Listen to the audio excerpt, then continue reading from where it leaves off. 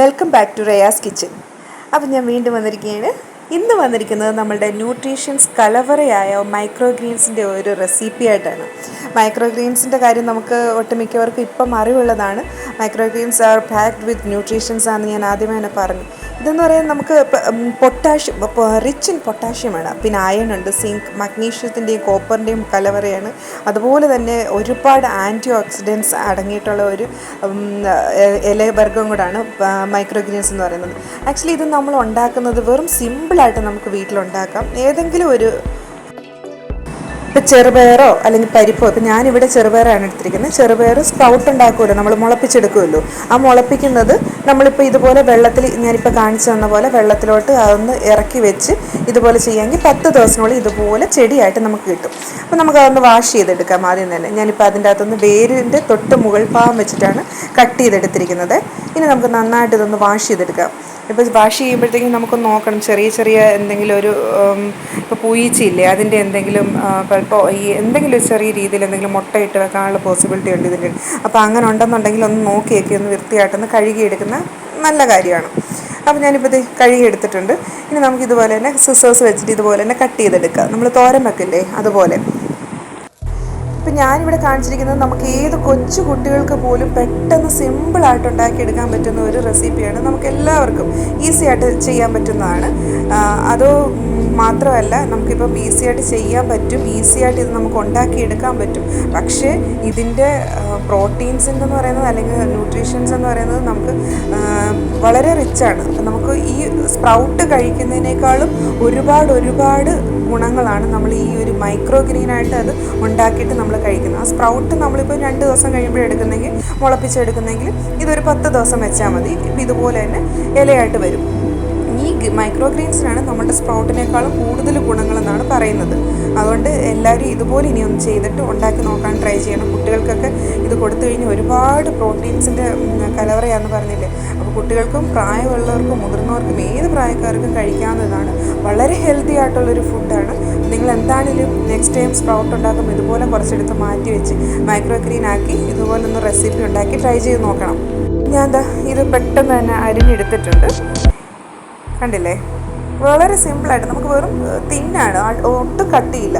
നമുക്ക് സിസേഴ്സ് വെച്ചിട്ടോ നൈഫ് വെച്ചിട്ടോ നമ്മുടെ സൗകര്യത്തിനനുസരിച്ച് കട്ട് ചെയ്തെടുക്കാം പെട്ടെന്ന് തന്നെ. ഇനി ഇതിനകത്ത് വെറും സിമ്പിളായിട്ടുള്ള ഇൻഗ്രീഡിയൻസാണ് ഞാൻ എടുത്തിരിക്കുന്നത്. 2 തണ്ട് കറിവേപ്പില, പിന്നെ ചതച്ച മുളക്, നമ്മുടെ ചില്ലി ക്രഷ്ഡ് ഇല്ലേ, ക്രഷ്ഡ് ചില്ലി, പിന്നെ അതുപോലെ തന്നെ മഞ്ഞൾ പൊടി, ഉപ്പ്, കുറച്ച് ഗരം മസാല, ഉപ്പ് ആവശ്യത്തിന് ചേർത്താൽ മതി. ഒരു സവാള കൊത്തിയരിഞ്ഞത്, ഒരു ഗാർലിക് എന്ന് വെച്ച് കഴിഞ്ഞാൽ ഒരു 10 അല്ലി എടുത്തിട്ടുണ്ട്, പിന്നെ ഒരു മുട്ട. ഇത്രയും മതി നമുക്കിത് ഉണ്ടാക്കാനായിട്ടുള്ള ഇൻഗ്രീഡിയൻസ് ആയിട്ട്. അപ്പോൾ നമുക്ക് എങ്ങനെയാണ് ഉണ്ടാക്കുന്നത് നോക്കാം. വെറും സിമ്പിളാണെന്ന് ഞാൻ ആദ്യമേ തന്നെ പറഞ്ഞു. ഇത് കൊച്ചു കുട്ടികൾക്ക് പോലും പെട്ടെന്ന് സ്കൂളിൽ പോകുമ്പോഴത്തേക്കിനും ഉണ്ടാക്കിയെടുക്കാൻ പറ്റുന്ന ഒരു നല്ല അടിപൊളി വിഭവമാണിത്. അതുപോലെ തന്നെ നമുക്ക് അത്ര ഹെൽത്തി ആയിട്ടുള്ള സാധനമായതുകൊണ്ട് നമുക്ക് എപ്പോൾ വേണമെങ്കിലും ഉണ്ടാക്കി കുട്ടികൾക്ക് കൊടുക്കുകയും ചെയ്യാം.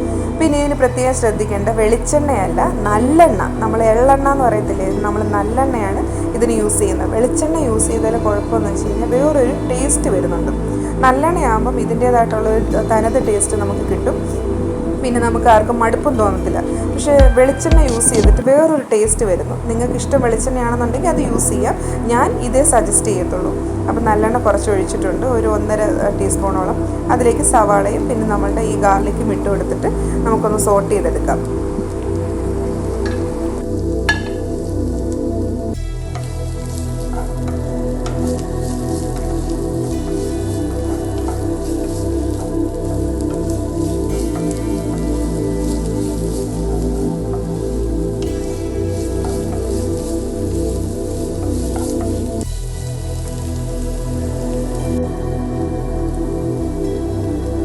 അപ്പോൾ അത് വഴന്ന് വരുന്ന ടൈം നമ്മൾ എടുത്ത് വെച്ചിരിക്കുന്ന ആ കറിവേപ്പിലയും കൂടി ഇട്ടിട്ടുണ്ട്. ഞാൻ കറിവേപ്പിലയുടെ തണ്ടും കൂടി ഇതിൻ്റെ കൂട്ടത്തിൽ ഇട്ട് കൊടുക്കും കേട്ടോ. അപ്പോൾ അതിൻ്റെ ഫ്ലേവറും കൂടെ ഒന്ന് നമുക്ക് ഇതിലേക്ക് ഇറങ്ങുമല്ലോ, റെസിപ്പിയിലേക്ക്. ഇനി നമുക്ക് ഇതിലേക്ക് നമ്മൾ നേരത്തെ എടുത്ത് വെച്ചിരിക്കുന്ന ആ ക്രഷ്ഡ് ചില്ലി ചേർത്ത് കൊടുക്കണം. അതുപോലെ തന്നെ നമ്മളുടെ മുളക് പൊടിയല്ല, ക്രഷ്ഡ് ചില്ലിയും പിന്നെ മഞ്ഞൾ പൊടിയും പിന്നെ ആ ഗരം മസാലയും, ആവശ്യത്തിന് ഉപ്പ്. അത് ഓരോരുത്തരുടെ ടേസ്റ്റ് അനുസരിച്ച് ആവശ്യത്തിന് ഉപ്പ് ചേർത്ത് കൊടുക്കുക. അത് അവനവൻ്റെ കണക്കനുസരിച്ച് ചെയ്യുക. വീണ്ടും ഇതുപോലെ തന്നെ നമുക്ക് നന്നായിട്ട് സോട്ട് ചെയ്തെടുക്കാം.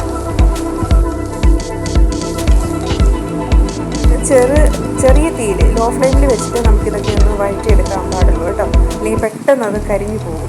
പിന്നെ അതുപോലെ തന്നെ നമ്മുടെ ഈ സ്പ്രൗട്ട് വെച്ചിട്ട് അല്ലെങ്കിൽ ഈ മൈക്രോ ഗ്രീൻ വെച്ചിട്ട് നമുക്ക് ഈ തോരൻ തന്നെ ആവണമെന്നില്ല, വേറെ സാലഡ്സൊക്കെ നമുക്ക് ഒരുപാട് വെറൈറ്റീസ് ഓഫ് സാലഡ്സ് നമുക്ക് ഉണ്ടാക്കാം. അതെല്ലാം ഹെൽത്തിയാണ്. അപ്പോൾ നമ്മളുടെ ഓരോരുത്തരുടെ ടേസ്റ്റ് അനുസരിച്ചും പ്രിഫറൻസ് അനുസരിച്ചും നമുക്ക് എങ്ങനെ വേണമെങ്കിലും റെസിപ്പീസ് ഉണ്ടാക്കി നോക്കാം. നമ്മൾ നേരത്തെ അരിഞ്ഞ് വെച്ചിരിക്കുന്ന മൈക്രോ ഗ്രീനിൻ്റെ ഇത് ഇല ഞാൻ ഇപ്പോൾ ഇങ്ങോട്ടേക്ക് ഇട്ട് കൊടുത്തിട്ടുണ്ട്. ഏറ്റവും ലാസ്റ്റ് ഇത് ഇട്ട് കൊടുത്താൽ മതി കേട്ടോ, അതെല്ലാം വഴന്ന് വരുമ്പോഴത്തേക്ക്. അപ്പോൾ ഞാനത് ഇട്ട് കൊടുത്തിട്ടുണ്ട്. വീണ്ടും ഇതുപോലെ തന്നെ നമുക്കൊന്ന് ഇളക്കി കൊടുക്കാം. വെള്ളമൊന്നും നമ്മൾ തളിച്ച് കൊടുക്കേണ്ട ആവശ്യമില്ല. കാര്യം ഇതിൽ ഓൾറെഡി നമ്മൾ മൈക്രോ ഗ്രീൻ ആയതുകൊണ്ട് ഇതിൻ്റെ അകത്ത് വെള്ളത്തിൻ്റെ ജലാംശം ഉണ്ട്. പിന്നെ അത് ഒന്ന് വഴന്ന് വരുമ്പോൾ ഇതൊന്നും എന്താ പറയുക, നമ്മളുടെ ഈ ഒരു ക്വാണ്ടിറ്റി ആയിരിക്കത്തില്ല. നമ്മളിപ്പം പച്ചില തോരനൊക്കെ വെക്കുമ്പോഴത്തേക്കിനും ഉള്ള രീതിയിൽ ഇതൊന്നും പതുങ്ങിപ്പോവും. അപ്പോൾ കാരണം നമുക്ക് ഈർപ്പമൊക്കെ ഇതിൽ തന്നെയുണ്ട്, വെള്ളത്തിൻ്റെ ആവശ്യം വരുന്നില്ല. പിന്നെ അതിലേക്ക് കുറച്ച് ഒരു കുരുമുളക് പൊടിയോ അല്ലെങ്കിൽ മസാലപ്പൊടിയോ എന്തെങ്കിലും ആവശ്യമുണ്ടെന്നുണ്ടെങ്കിൽ കുറേശ്ശെ ഒന്ന് വേണമെന്നുണ്ടെങ്കിൽ ഒന്ന് ചേർത്ത് കൊടുക്കാം. ഞാനിപ്പം ഒരു ചെറുതായിട്ട് ഒരു ഇച്ചിരി കുരുമുളക് പൊടി ഇട്ട് കൊടുത്തിട്ടുണ്ട്, ഒരിച്ചിരി കൂടെ ഒരു എരിവ് കിട്ടാൻ വേണ്ടി. ആവശ്യമുണ്ടെങ്കിൽ മാത്രം, ഇഷ്ടമുള്ളവർക്ക് മാത്രം ഇട്ട് കൊടുത്താൽ മതി. ഞാനിപ്പോൾ എന്തായാലും ഒരു കുറച്ച് ചേർത്ത് കൊടുത്തിട്ടുണ്ട് കുരുമുളക് പൊടി. അപ്പോൾ ഇതുപോലെ തന്നെ വഴറ്റി വെക്കുക. എന്നിട്ട് ഇടയ്ക്ക് ഒന്ന് നമ്മൾ സ്പൂൺ എടുത്ത് മാറ്റുക. കഴിഞ്ഞിട്ട് കുറച്ച് നേരം വെക്കുക. ഇനി ഇതിലേക്ക് നമ്മളുടെ ഒരു മുട്ട നമ്മൾ മാറ്റി വെച്ചിട്ടുണ്ട്, ആ മുട്ട ഇതിലേക്കൊന്ന് പൊട്ടിച്ചൊഴിച്ച് കൊടുക്കാം.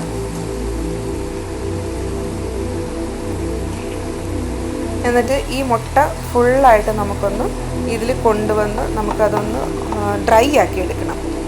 ഈ തോരനോട് ചേർന്ന് അത് നിൽക്കണം, അത് രീതിയിൽ നമുക്കൊന്ന് ഡ്രൈ ആക്കി എടുക്കാം.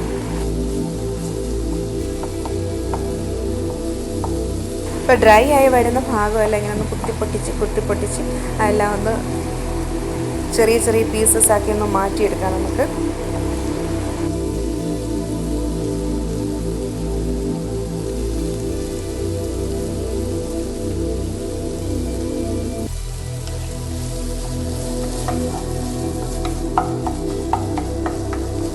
ഇപ്പോൾ തടിയുടെ തവിയായിട്ട് നമുക്ക് ടെൻഷനും വേണ്ട, നോൺ സ്റ്റിക്കിൽ.